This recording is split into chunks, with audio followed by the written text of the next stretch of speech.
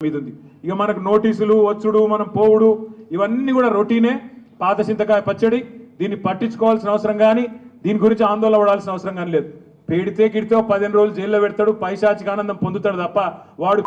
ఏమీ లేదు లొట్టపీసు భయపడేటోడు ఎవడు లేడు రేవంత్ రెడ్డి గుర్తుపెట్టుకో నీలాగా పనులు చేసి 50 లక్షల బ్యాగులతో దొరికిన దొంగలు ఎవరు మా పార్టీలో లేరు నీలాగా పనులు చేసి అడ్డదారిలో పదవులు కొనుక్కొని ముఖ్యమంత్రి అవుడు పిసిసి ప్రెసిడెంట్ అయ్యే చేసినోడు ఎవడు కూడా లేడు ఉంది ఇక మనకు నోటీసులు వచ్చుడు మనం పోవుడు ఇవన్నీ కూడా రొటీనే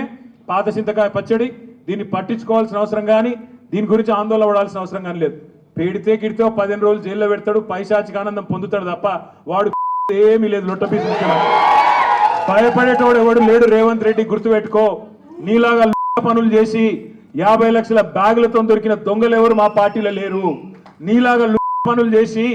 అడ్డదారిలో పదవులు కొనుక్కొని ముఖ్యమంత్రి అవుడు పిసిసి ప్రెసిడెంట్ అయ్యే చేసినోడు ఎవడు కూడా లేడు